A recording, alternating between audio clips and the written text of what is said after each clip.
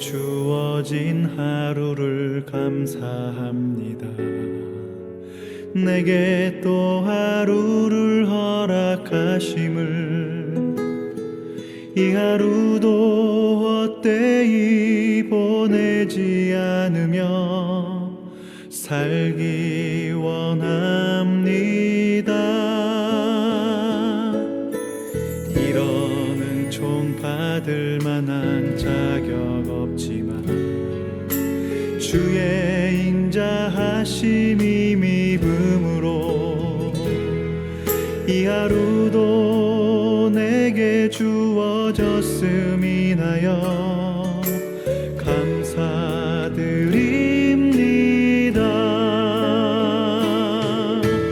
이 하루도 정직하게 하소서. 이 하루도 친절하게 하소서. 내가 만나는 모든 사람들에게 자비를 베풀게 하소서. 이 하루도 온유하게 하소서. 이 하루도 겸손하게 하소서. 나의 걸음을 지치게 만드는 이들에게 용서를 베풀게 하소서.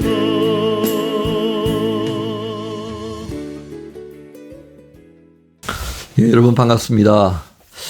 와, 어떻게 또 한 주간 더 좀 남았다 싶었는데 벌써 금요일이죠. 예, 그만큼 우리가 열심히 또 생활했다는 뜻 아닐까 싶습니다. 건강한 모습으로 여러분 주말을 맞이하실 거라고 생각을 하고요. 또 한국에서 들어와서 학기 준비하면서 시차 적응 이런 부분들도 이제 웬만큼 되지 않았을까 싶네요. 자, 오늘 금요일 또 힘차게 시작하시면서 토요일과 주일을 맞이하면 참 좋겠습니다. 이 시간 함께 나누는 말씀 이사야서 53장이 중심인데요. 오늘 말씀 52장 13절부터 하겠습니다. 그래서 53장 7절까지 우리 같이 말씀 봉독하면 좋겠습니다. 같이 합니다.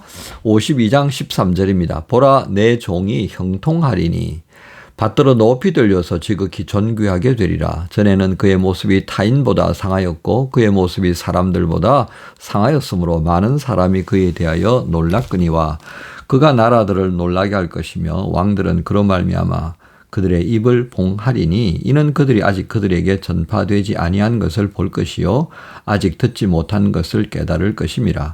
우리가 전한 것을 누가 믿었느냐? 여호와의 팔이 누구에게 나타났느냐? 그는 주 앞에서 자라나기를 연한 순 같고 마른 땅에서 나온 뿌리 같아서 고운 모양도 없고 풍채도 없은즉 우리가 보기에 흠모할 만한 아름다운 것이 없도다.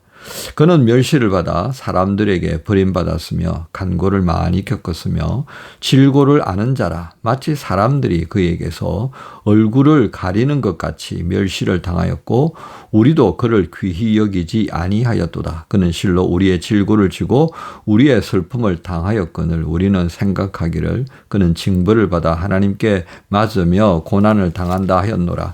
그가 찔림은 우리의 허물 때문이요 그가 상함은 우리의 죄악 때문이라. 그가 징계를 받음으로 우리는 평화를 누리고 그가 채찍에 맞음으로 우리는 나음을 받았도다.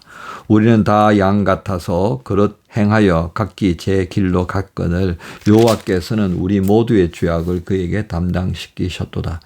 그가 곤욕을 당하여 괴로울 때도 그의 입을 열지 아니하였으며 마치 도수장으로 끌려가는 어린 양과 털 깎는 자 앞에서 잠잠한 양같이 그의 입을 열지 아니하였도다. 아멘.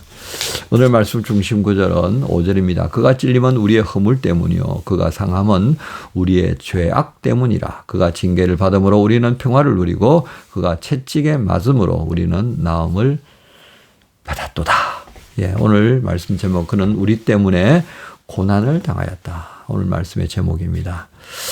예, 이사야 52장 13절부터 53장에 기록되어져 있는 이 종은 누구일까요? 그리고 이 종은 고난을 받고 있습니다. 이 고난받는 종을 인하여서 구원을 이루는 그런 하나님의 손길을 보게 되는데요. 그렇다면 이사야가 이 말씀을 전가하던 시기에 이 예언의 말씀을 듣던 사람들은 이 고난받는 종이 누구라고 생각했겠습니까? 자, 한 세 가지 정도로 우리가 살펴보겠습니다. 첫 번째는 완전히 다른 방식을 통해서 이루시는 하나님의 구원입니다. 완전히 다른 방식이에요. 그러니까 출애굽을 통한 구원은 어떤 것이었습니까? 하나님의 파워풀한 강력한 어떤 능력, 그죠? 이집트의 그 10가지 재앙을 통해서 그 당시에 대세를 이루고 있던 이집트의 신들을 하나하나 다 박살을 내버렸죠. 그죠? 그 과정을 통하여서 하나님은 완벽한 승리를 거두시는 모습입니다. 거기에 고난받는 종의 모습은 없어요. 또 모세까지도 그렇습니다. 하나님의 능력을 힘입어서 완벽하게 승리를 쟁취해내는 그런 하나님의 종인 것이죠. 그런데 오늘 이 52장 13절부터 보여지는 이 고난의 종은 어떤 종이었습니까? 이게 뭐지 싶은 거예요. 이게 뭐지? 그러니까 오죽했으면 여러분 52장 13절을 보세요. 보라 내 종이 형통하리니 받들어 높이 들려서 지극히 존귀하게 되리라. 전에는 그의 모양이 타인보다 상하였고 그의 모습이 사람들보다 상하였으므로 많은 사람이 그에 대하여 놀랐다라고 표현합니다. 지금은 회복된 거죠. 근데 그 나중의 모습은 엉망이었다라고 하는 것입니다. 자, 이는 그들이 아직 그들에게 전파되지 아니한 것을 볼 것이요 아직 듣지 못한 것을 깨달을 것이다. 도무지 지금 현재로는 아무리 들어도 보아도 이해 안 되는 그런 상황들이 될 텐데 이는 그들이 아직 그들에게 전파되지 아니한 것을 아직 설명되지 아니한 것을 보는 까닭이다. 이렇게도 볼 수가 있겠습니다. 또 아직 듣지 못한 것을 깨달을 것이 될 거다. 아직 듣지 못한 것을 깨닫게 될 거다. 이거 오리무중한 말씀입니다.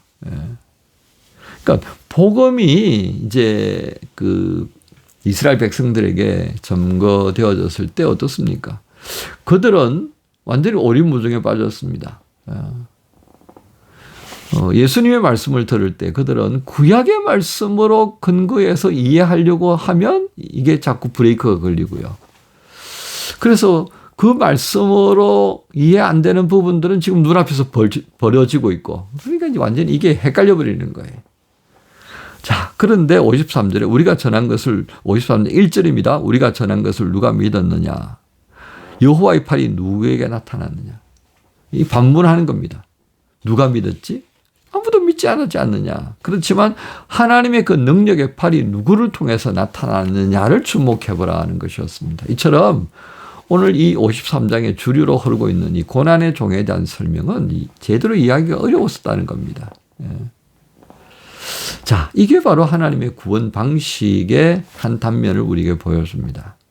두 번째, 이 종이 겪는 고난은요, 5절에서 그가 찔림은 우리의 허물 때문이요 그가 상함은 우리의 죄악 때문이라. 그가 징계를 받음으로 우리는 평화를 누리고 뭐 이렇게 나갑니다.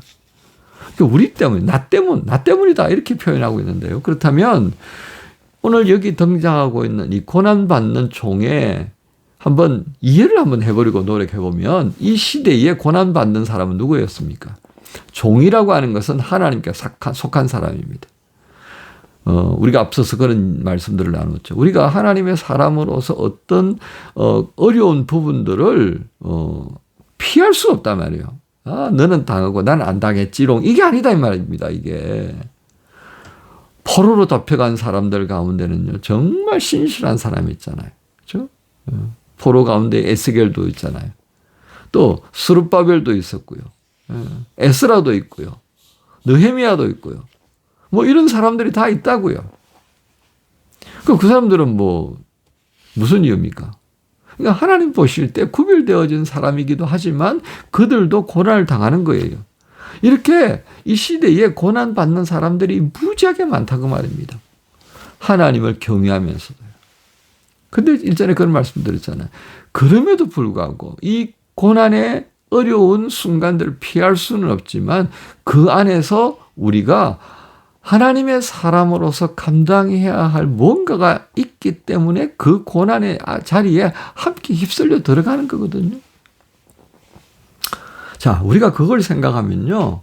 이 이사야가 증거하는 그 시대에 고난받는 종은 어쩌면 이 포로로 잡혀갔다가 돌아오면서 고백적인 장면으로 자신의 삶을 표현하고 있는 그런 내용일 수도 있고요.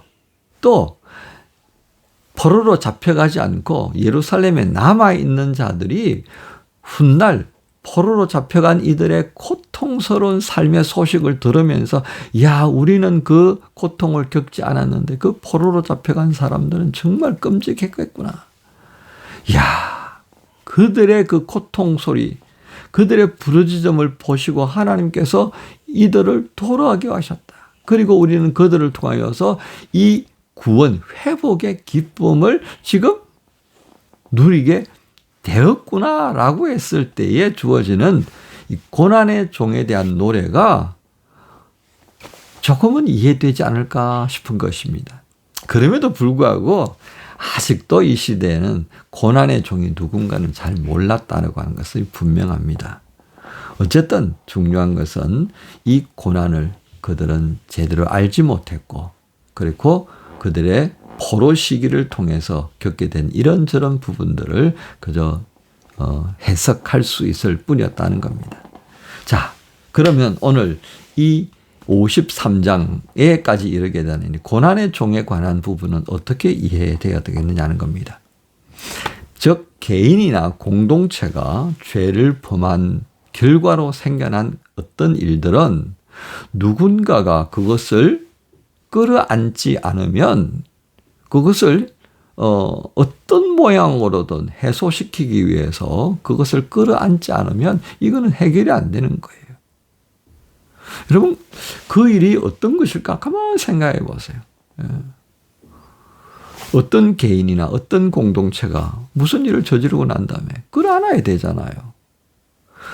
히틀러와 나치가 벌였던 2차 대전의 그 전쟁 범죄들, 살아남은 자들이 그 죄책을 고백하고 끌어안고 보상을 하려고 애쓰고 뭐 몇 가지 또 문제가 있긴 합니다만 그러니까 어때요?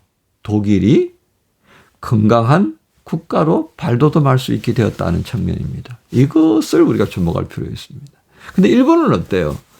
그렇지 않은 방향으로 가고 있잖아요. 자, 우리가 그런 것을 본다면요. 우리 하나님의 사람들에게 이 종이라고 하는 타이틀이 있고요. 그 종들에게 요구되는 것이 있다면 결국 무엇이겠습니까? 그 고난을 통하여서 하나님께 영광을 올려드리는 그 자리로 나아가는 것이 이 시대 그리스도인들의 모습이어야 하는 것 아닌가 하는 겁니다. 왜요? 오늘 이 53장의 말씀을 완벽하게 성취시켜 주신 분이 예수 그리스도시거든요. 그분이 당신의 고난을 통하여서 못 사람들에게 하나님의 구원의 은혜가 무엇인가를 알게 해 주었으니까 말입니다. 어려운 부분입니다. 이 53은 참 어려운 부분이에요. 여전히 해석이 분분한 부분이기 때문입니다.